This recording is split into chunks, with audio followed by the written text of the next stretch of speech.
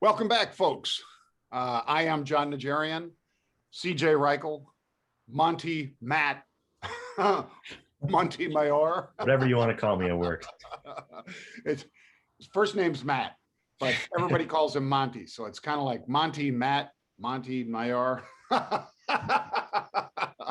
You're going to end up with a longer name than a lot of these a lot of these Sikhs that are always sending us emails. So thank you very much, folks. This is the Daily Crypto Byte. Those guys are the biters. Actually, CJ and Matt are the hosts within the room, within the chat room, as well as the guys that basically wrote the syllabus for teaching people about cryptocurrencies. So it's not just about Bitcoin. In fact, they probably trade the altcoins a heck of a lot more than they trade Bitcoin, but they probably buy and hold, is my guess, a lot of Bitcoin. And that's been a good strategy.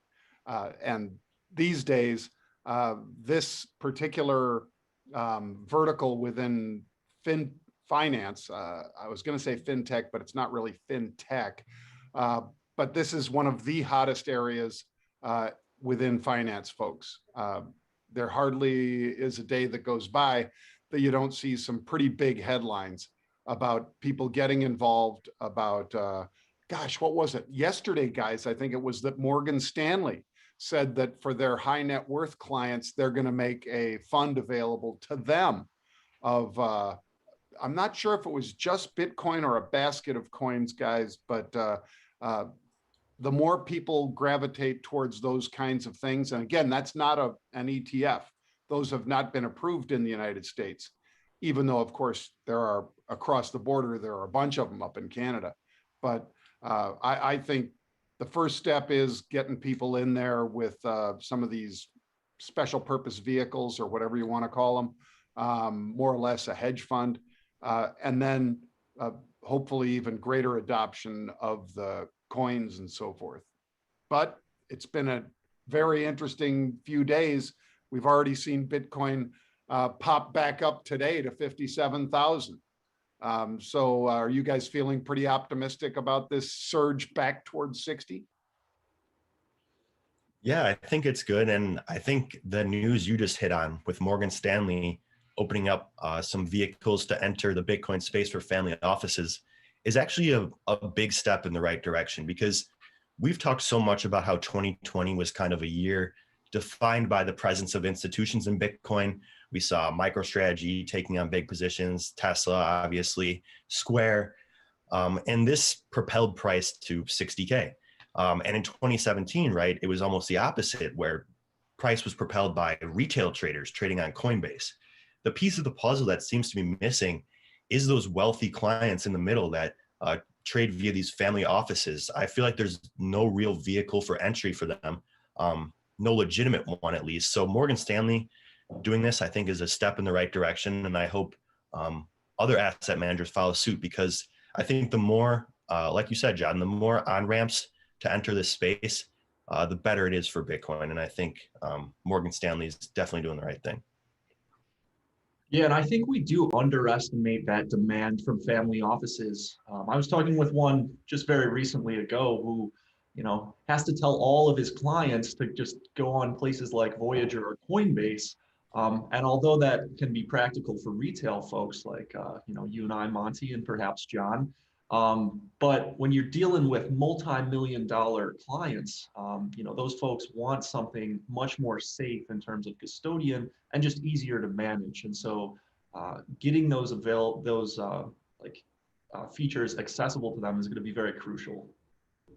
Yeah. Well, I remember, guys, in 2018, I was speaking out at the Montage in California to an institutional investor audience. They gather these, and it was exactly what CJ and Matt have said, folks. It was, and they were fabulous people. I had a wonderful time, made a lot of friendships there.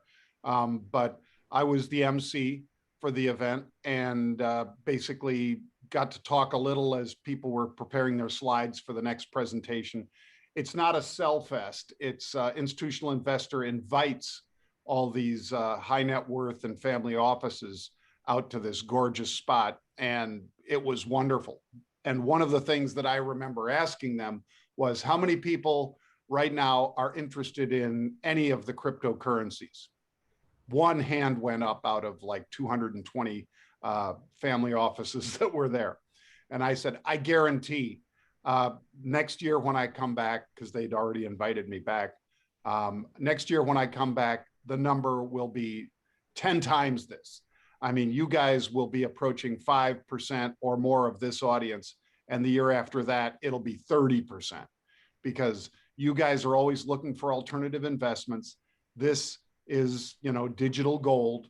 And as you guys start to, get comfortable with it, because I wasn't like trying to push any of them into it, of course, but I was saying, when you guys start to understand it, and the way family offices, most of you guys watching know the way this works is you've got the patriarch or the matriarch that started the wealth growth in that particular family. And now they're passing the reins down, to their sons and daughters, and then their sons and daughters, which are the grandson or granddaughter of the people that started it.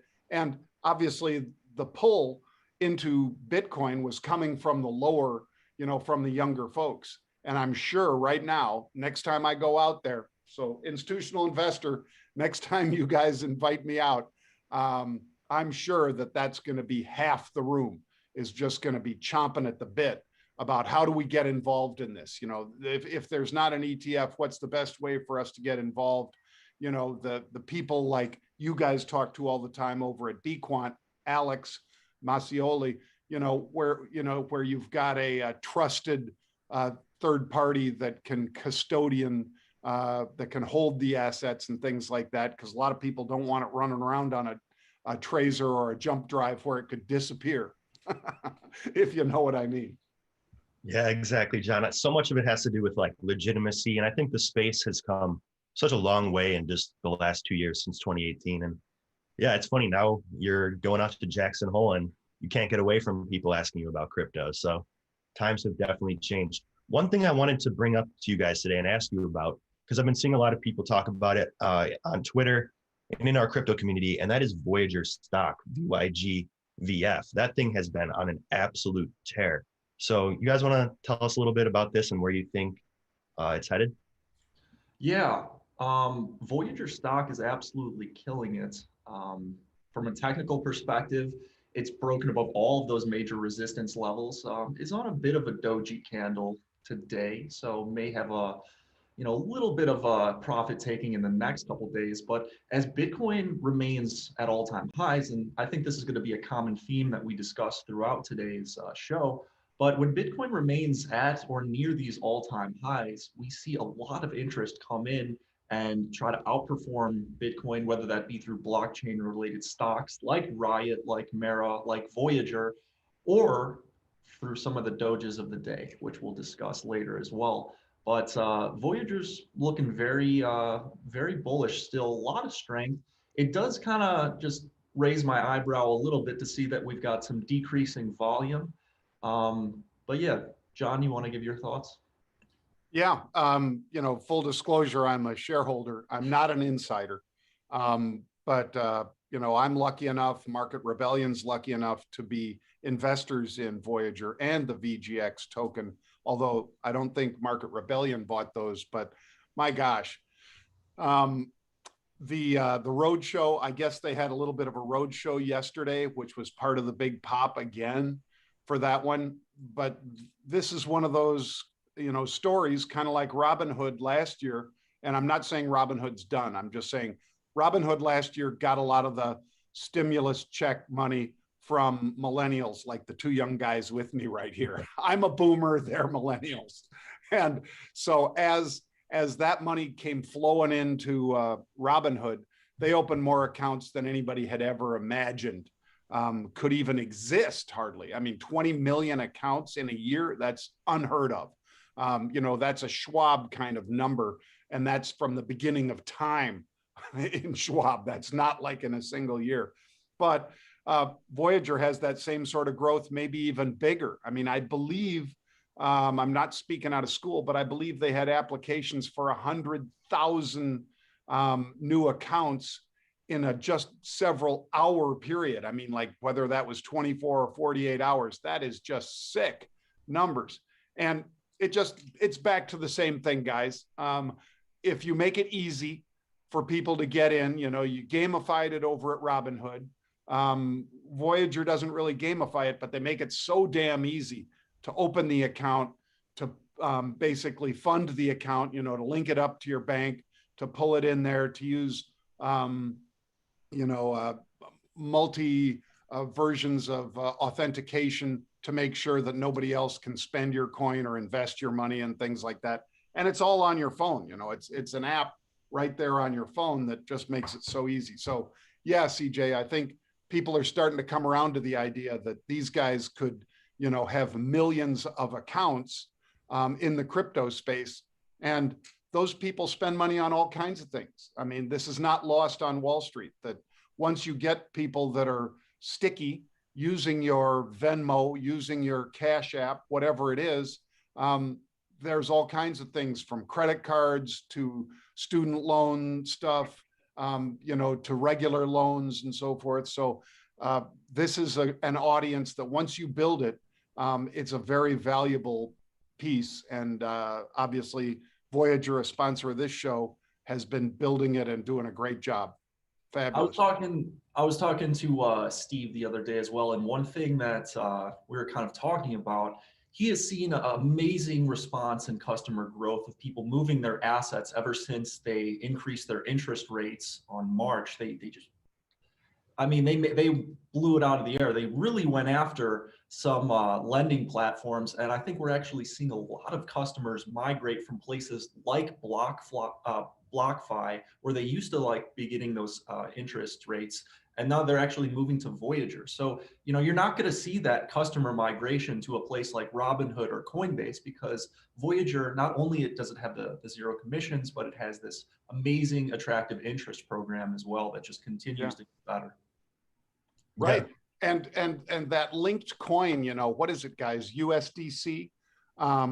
There's so many ways that instead of leaving your money in a bank, Voyager is becoming that bank, because you could buy something like that coin, which is not like one that you buy for speculation. It's not going to, it's a lot like the Tether and many of the other stable coins.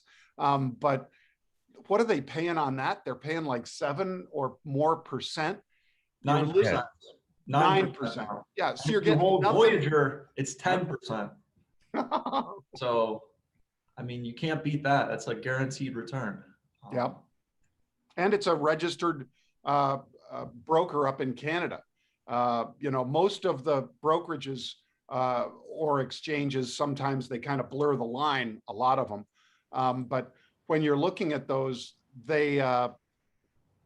many of those platforms, if you will, are just in the ether. They're just on the internet somewhere.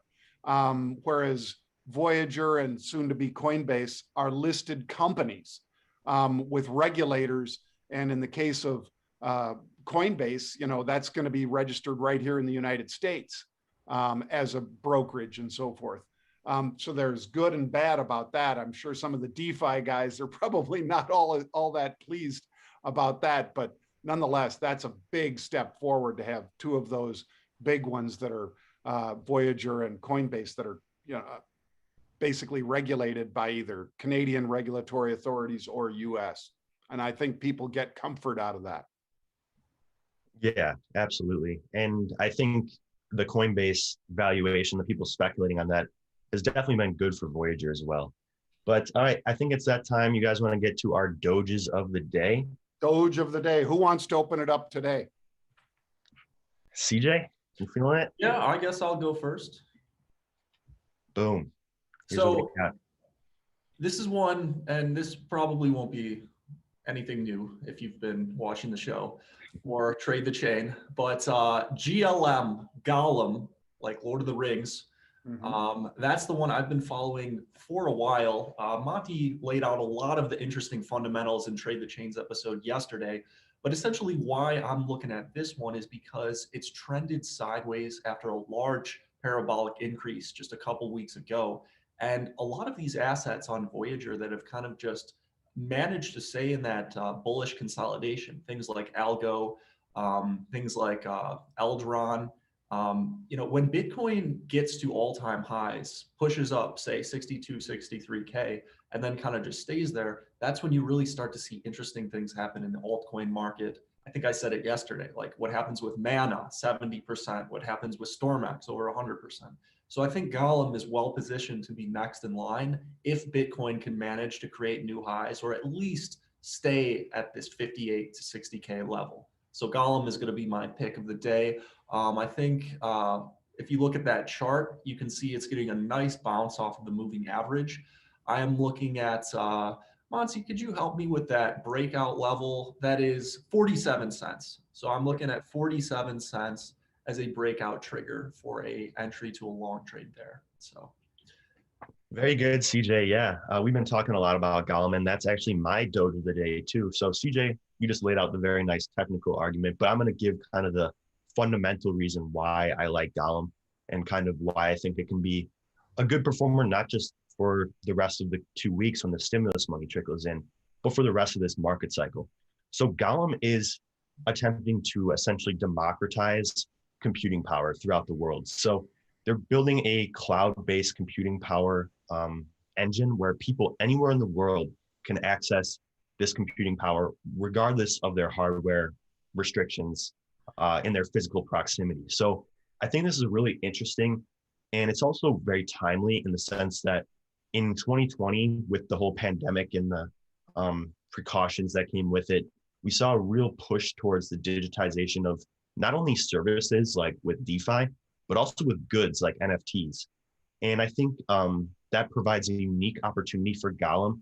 People are really looking to build digital goods and services. And throughout the world, they don't necessarily have sufficient computing power because of their hardware restrictions to develop some things that they may have imagined in their head. So this is a unique opportunity for people to step beyond their computational restrictions and build something great, regardless of where they are in the world. So I think fundamentally, this is well positioned to be a very strong asset over the next few years as people look to start building.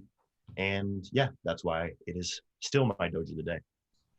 I'm going to go with DAG, DAG, which is Constellation.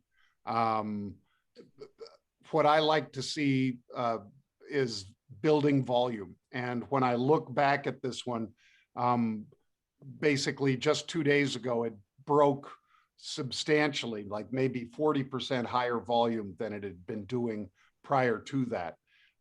So I look at the March levels, March 14th, and it almost tripled the volume from March 14th to about the 18th. So, you know, that's to me a sign that people are getting involved. And so the fact that it's down today, the last 24 hours, it's down a little over 3%, I think gives you a nice entry. And I think we could pop back up. And I don't know if we break to 9 cents or whatever, but if we can break through 7 cents here, I think it's got some good upside. So that's my Doge of the day. interesting. All right. Thank you, John. And I think that will about do it for today. Thank you guys so much for watching. Thank you to Voyager for sponsoring this this web show. And if you want to try our crypto room, it's just $1 for the first month. You can check out the link just below us. It's try our crypto trading room for $1 at marketrebellion.com/trycrypto. So go ahead and check that out. CJ and I are there hanging out pretty much 24/7. So feel free to drop in, ask us questions or whatever. So thank you guys so much for watching, and we'll see you again tomorrow. Thank you.